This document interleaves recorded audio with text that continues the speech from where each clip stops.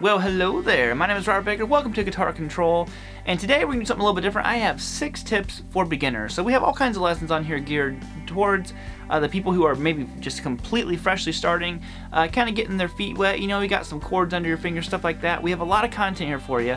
So make sure you subscribe. You get daily videos from me, from all the other great instructors here on the channel. So make sure you hit that subscribe button.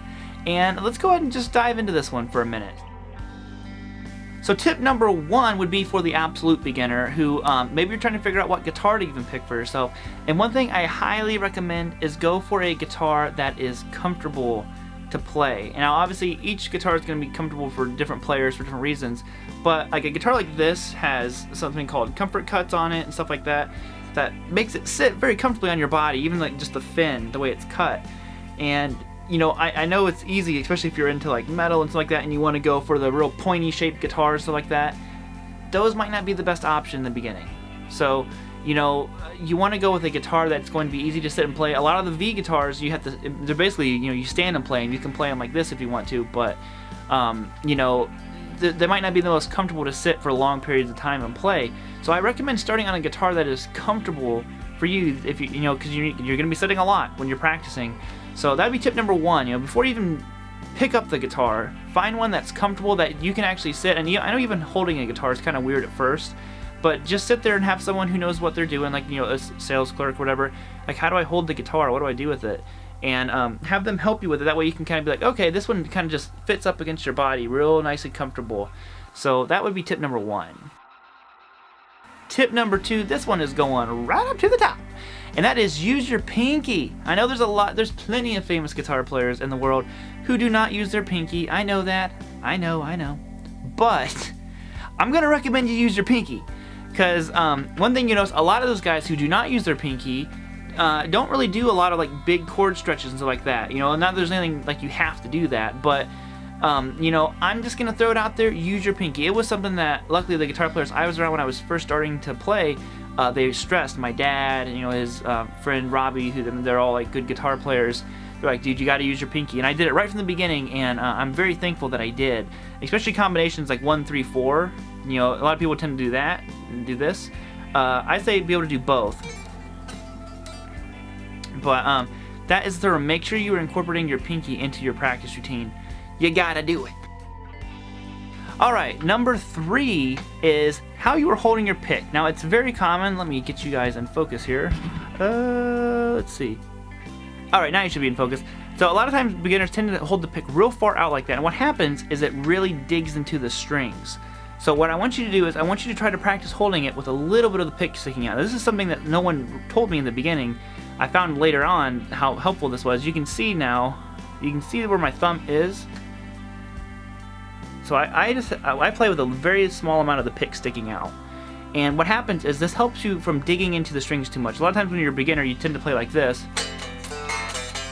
You know, very aggressive and tough, and you don't really want to do that. So try to choke down on that pick. Maybe try not to start with those giant Dorito picks and stuff like that. Choke down on that pick and get it going just like that, and that is going to help you out so much. Number 4 is learn music as soon as you can. When I teach students, when I was teaching in-person students, stuff like that, the first lesson that they ever had on guitar, they left being able to play a piece of music. And no, it wasn't always just Smoke on the Water. Sometimes it was, you know, just on one string, stuff like that. But, you know, it could be Nothing Else Matters from, you know, Metallica. Whatever it might be, but the point was they were playing music, and you could see the excitement in their face right away. So you need to, like, capture that excitement very early on. And the sooner you can learn music, the better. You know, learning AC/DC stuff is not very difficult. TNT is not like super difficult. You know, these are all power chord songs. Even like Rock You Like a Hurricane is a great one that a lot of people like to learn. So I highly recommend start learning music as soon as possible. Number 5 is use a metronome. You gotta use that metronome. So whenever you're practicing, it's easy to not want to. I always compare using a metronome to walking outside and walking on a treadmill. So, and you'll find walking on a treadmill can sometimes be more difficult, but when you walk outside, you naturally speed up and slow down, and you don't even know it. It's usually like small increments or something like that. So even when you're playing, you know, you might speed up and slow down a little bit, and that's okay. But when you're trying to be on time, especially like as you progress later on, and maybe you're recording, you're in a studio or something like that, you got to be on time. You're gonna be playing to click tracks and stuff like that, and you have to have really, really good timing. So, like I said, when you walk outside, you might slow down a little bit. When you walk on a treadmill, if it says 3 miles an hour, you're walking 3 miles an hour. It doesn't slow down for you, and that's the way a metronome is. Like a metronome doesn't wait for you to catch back up. The metronome's like, this is the speed you set me at. I'm going this speed the whole time. And that's why using a metronome is so important, to build that rhythm right from the beginning.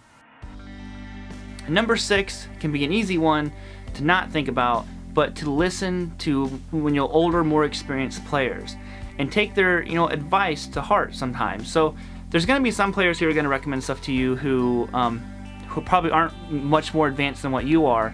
But you always want to learn from everyone. It doesn't just have to be someone who has been playing longer than you. I've learned lots of things about my own playing from teaching, more beginner bass students, stuff like that. So just make sure you're listening to what other musicians are saying. Like I said, I'm very happy that I listen to, my musician friends who were like, dude, use your pinky.